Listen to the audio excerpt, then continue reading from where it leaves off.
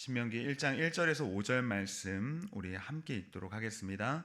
이는 모세가 요단 저쪽 숲 맞은편의 아라바 광야 곧 바란과 도벨과 라반과 하세롯과 디사합 사이에서 이스라엘 무리에게 선포한 말씀이니라. 호렙산에서 세일산을 지나 가데스 바네아까지 10하루길이었더라.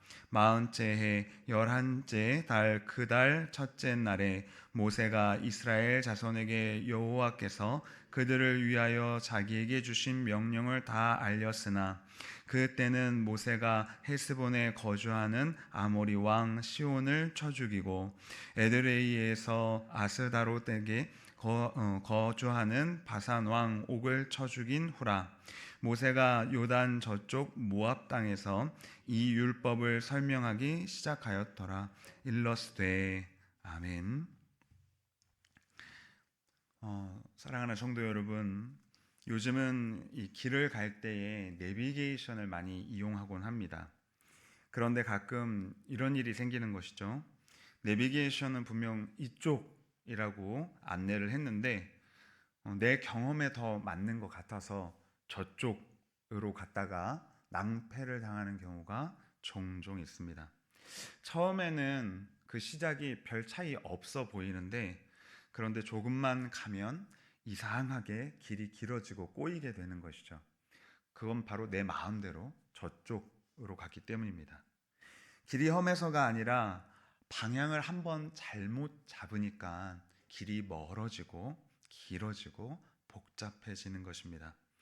신명기 1장 1절부터 5절은 이 지명과 그리고 그 날짜가 적힌 어떠한 서문처럼 보입니다. 실제로 이 신명기 전체의 서론 부분에 해당이 됩니다. 그런데 하나님께서 바로 이 서문을 통해서 우리에게 말씀하시는 것이죠.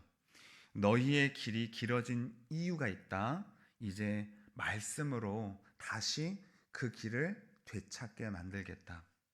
그리고 내 백성을 다시 그 길 위에 세워서 바른 길로 가게 만들도록 하겠다라는 것이 이 신명기 전체의 흐름이라고 볼 수 있습니다. 오늘 본문이 우리에게 이것을 알게 해줍니다. 하나님은 말씀으로 우리를 다시 세우셔서 그 길로 가게 만드신다라고 하는 것이죠. 그 말씀은 공중에 붕 떠 있는 어떤 허황된 말씀이 아니라 바로 역사 속에서 실제적으로 이스라엘 백성들에게 꼭 필요한 말씀이었습니다. 이스라엘 백성이 서 있는 바로 그 땅에서 하나님의 말씀을 듣고 지금 우리가 서 있는 바로 이 땅 위에서 우리는 동일한 말씀을 듣는 것입니다. 그 말씀을 통해서 오늘 이 하루도 우리를 인도하시는 하나님 만나기를 간절히 바랍니다. 첫 번째로 모세가 풀어 전한 말씀이었습니다. 1절에 보면 이는 모세가 요단 저쪽 숲 맞은편의 아라바 광야 곧 바란과 도벨과 라반과 하세롯과 디사합 사이에서 이스라엘 무리에게 선포한 말씀이니라 전하고 있습니다. 본문은 모세가 말한 말씀으로 시작하는 것이죠. 이 말씀은 책상 위에 앉아서 만든 그런 교훈이 아니었습니다. 모세는 요단 저쪽 광야로부터 그 발걸음의 자취들을 따라서 긴 세월 지나온 바로 이 순간에 말씀을 전하려고 하는 것입니다. 그래서 1절은 지명들을 여러 개 나열하고 있습니다. 그냥 지명이 아니라 이스라엘 민족이 그리고 그 모세가 함께 걸어왔던 발자취인 것이죠. 그 지명들이 정확히 어디인지는 다 알지 못합니다. 그러나 한 가지는 분명합니다. 모세가 전한 말씀, 바로 모세가 전한 이 설교는 책상 위에서 만들어진 설교가 아니라 바로 그들의 현실 속에서 만들어진 설교였다라는 것이죠. 삶이 무겁고 마음이 흔들리는 바로 그 삶의 자리에서 하나님이 하신 일들을 다시 들려주는 말씀이었습니다. 그리고 2절의 말씀은 우리의 마음을 먹먹하게 만드는 것이죠. 호렙에서 가데스 바네아까지 10하루길이라는 것입니다. 11일이면 도착할 수 있는 거리를 어떻게 했을까요? 3절에서 40째 해라고 이야기합니다. 10하루면 될 길을 40해에 걸쳐서 갔다라고 하는 것이죠. 성도 여러분, 이 차이가 무엇을 말해주고 있습니까? 사람은 인생의 길이 길어질 때 먼저 환경부터 생각을 합니다. 세상이 이래서 그렇다. 사람들이 이래서 저래서 내가 지금 이런 거다. 형편이 어쩔 수 없는 거였다. 그런데 하나님은 우리에게 이렇게 묻는 것이죠. 길이 길어진 그것에는 이유가 있는데 그것은 너희의 마음이었다. 너희 마음이 문제가 되어서 10하루길을 40년 동안 돌아오게 되었다라고 하는 것이죠. 신명기 1장의 후반부는 불신과 원망의 길이 바로 그 길을 늘렸다고 이야기해 주는 것입니다. 하나님이 약속을 잊은 것이 아니라 사람이 그 하나님을 믿지 못하고 불신앙했을 때에 그 10하루 길을 40년에 걸쳐서 돌아가게 되었다라고 하는 것이죠. 그런데 감사한 것은 하나님이 그 자리에서 끝내지 않으신다는 것입니다. 5절을 보십시오. 모세가 요단 저쪽 모압 땅에서 이 율법을 설명하기 시작하였더라. 이렇게 이야기를 합니다.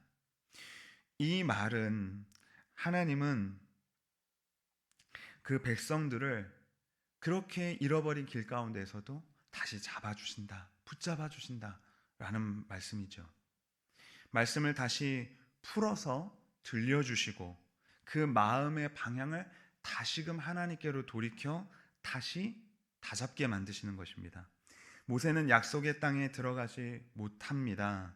그러나 마지막까지 그 백성을 사랑하시는 하나님께서 그 모세가 남기는 유산과 같은 이 말씀을 통해서 그 이스라엘 백성들을 붙잡는 것이죠. 사람을 살리는 것은 결국 말씀이라는 사실을 우리에게 다시 한번 가르쳐 주고 있습니다. 성도 여러분, 우리의 인생의 길이 길어질 때, 애둘러 간다고 생각이 되어질 때에 하나님은 우리를 혼내시기만 하는 분이 아니십니다. 말씀으로 길을 다시 보여주는 분이십니다. 오늘 이 말씀을 통해 내 삶의 방향을 다시 잡고 10하루길, 그 길을 40해로 만들지 않는 믿음으로 걷는 여러분 모두가 되시기를 간절히 바랍니다. 두 번째로 온 이스라엘에게 주신 말씀이었습니다. 본문은 우리에게 분명히 말하고 있습니다. 1절에 이스라엘 무리에게 선포한 말씀이니라. 여기서 무리는 전체 모두라는 뜻을 가지고 있습니다. 하나님께서는 개인만 붙들어서 세우시는 분이 아니라 이 공동체를 세우시는 분이십니다. 우리의 삶을 돌아보면 믿음이 약해질 때에 대개 혼자일 때가 많이 있습니다. 마음이 무너질 때 혼자 견디려 하면 더 지칠 때가 있습니다. 그럴 때 필요한 것은 내가 스스로 그냥 강해져야지. 그냥 내가 마음 강하게 먹고 이거 이겨나가야지. 뭐 어떡하겠어. 이러한 결심만이 아니라 하나님이 세우신 이 공동체 안에서 다시 숨쉬게 하는, 다시 그 생명력이 돋아나게 하는 은혜가 있다는 사실을 우리가 기억해야 하는 것입니다. 지금 이스라엘 백성이 있는 이 모압 평지는 이 경계의 자리입니다. 이 광야는 끝나고 다시금 가나안 땅으로 들어가서 가나안 삶이 시작되려는 그 경계선에 있는 것이죠. 새로운 세대가 곧 가나안 땅의 현실 속으로 들어가는 그 경계에 있는 것입니다. 그 현실은 이 농경사회와 또 지중해의 무역 경제만이 아니라 죄의 유혹과 그 갈등 그리고 두려움이 있는 현실 속으로 들어가는 것이죠. 하나님은 그 경계의 문턱에서 이 공동체를 모두 불러 세우고 말씀하시는 것입니다. 너희는 너희 자신을 누구라고 생각하느냐? 너희는 내 언약의 백성이다. 그러니 말씀으로 다시 하나가 되어라. 이렇게 이야기하는 것입니다. 이 말씀은 그 시대에 이스라엘만을 위한 말씀이 아니고 바로 오늘을 살아가는 우리에게도 주시는 말씀입니다. 하나님은 지금도 교회를 향하여 말씀하고 계십니다. 말씀을 함께 듣고 함께 기억하고 그 말씀을 함께 순종해 나아가는 것입니다. 그럴 때 공동체는 비록 흔들릴 수 있습니다. 흔들릴 수는 있습니다.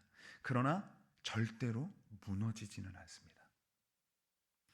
성도 여러분, 신앙은 혼자 버티는 싸움이 아닙니다. 하나님은 교회를 통해서 우리를 붙드십니다. 오늘도 우리가 함께 말씀을 붙들고 서로를 살피며 말씀 안에서 한 마음으로 걸어가는 우리 새가천 교회가 되기를 간절히 소원합니다. 세 번째로 율법을 풀어서 말씀해 주었습니다. 5절을 보면 율법을 설명하기 시작하였더라. 5절의 율법은 어떤 규칙들을 늘어놓는 이 목록만 의미하는 것이 아닙니다. 하나님의 백성이 지금까지 어떤 길로 살아야 하는지를 살펴보고 앞으로 어떠한 길로 살아가야 할지를 되짚어주는 말씀이었던 것이죠. 그래서 이 모세의 설교를 통해서 언약의 길이, 언약 백성의 길이 무엇인지를 알려주는 것이었습니다. 그런데 율법을 말하면 우리는 그 마음이 이렇게 위축되고 움츠러들 때가 있는 것이죠. 하라는 건 많은데 정말 이거 내가 할 수 있을까? 이 많은 말씀들을 내가 지켜 살 수 있을까? 내가 말씀을 잘 못 지키면 하나님이 혹 내게서 멀어지는 것은 아닐까라고 하는 내심 염려가 있는 것입니다. 그러나 우리 오늘 말씀을 볼 때에 이 율법은 구원받기 위해서 지키라는 어떤 조건들을 막 나열하는 것이 아닙니다. 이미 하나님께서 인도해 내신 이 백성에게 이제 내 백성답게 살아라. 그래서 지금까지 너희들의 이 삶의 여정 가운데서 내가 주었던 율법들이 있지 않느냐. 그것이 어떤 의미를 갖는지, 그것이 우리가 어떻게 얻어진 말씀인지를 다시 한번 풀어서 이야기해 주겠다라고 하는 것이죠. 뜻을 풀어 알려주시고 바로 그 백성의 길을 걷게 만드십니다. 그러므로 진짜 하나됨은, 이 공동체의 하나됨은 세속적인 침묵으로 이루어지는 것이 아니라 바로 하나님의 말씀으로 이루어진다는 것이죠. 모압 평지에서 가나안 땅 들어가기 전에 하나님의 백성으로서의 정체성을 하나님의 말씀을 주어서 만드신다라고 하는 것입니다. 여러분, 우리 전도회도 있고 주일 학교도 있고 우리 장년들도 있고 청년과 어린 다음 세대들도 있습니다. 우리가 이 모두가 말씀을 함께 붙들 때에 그 진리 안에서 하나가 된다고 하는 것이죠. 하나님의 백성은 말씀으로 방향을 잡고 그 말씀으로 다스림을 받으며 그 다스림 속에서 살아가는 것입니다. 바로 이것이 하나된 하나님의 백성의 모습인 것입니다. 성도 여러분, 우리가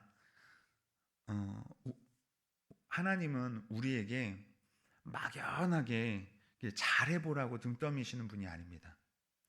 우리 하나님은 분명하게 우리에게 말씀을 주시고 그 나아갈 길을 가르쳐 주십니다. 그리고 그 길을 걸을 힘도 주시는 것입니다. 오늘도 그 말씀을 길 삼아서 하나님의 백성답게 하루를 살아내시는 여러분 모두가 되시기를 간절히 바랍니다. 근데 결론을 맺겠습니다. 신명기 1장 1절에서 5절의 말씀은 우리에게 하나님은 말씀으로 우리를 다시 그 길 위에 세우신다. 그런데 개인만 세우시는 것이 아니라 우리 세화천 교회의 공동체를 모두 세우신다라는 사실을 가르쳐 주고 있습니다. 그래서 오늘 우리가 이렇게 기도했으면 좋겠습니다. 주님, 내 삶의 길을 말씀으로 다시 잡아 주시옵소서.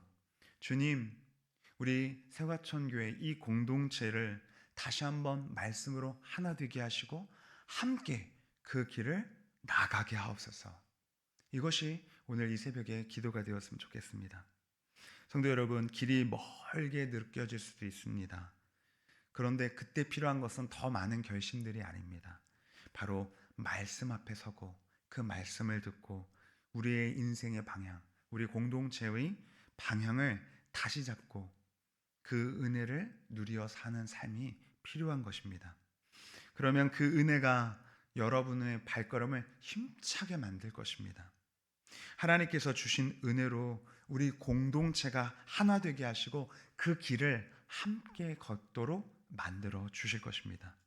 그렇게 은혜 가운데, 말씀의 은혜 가운데 함께하는 여러분 모두가 되시기를 간절히 바랍니다.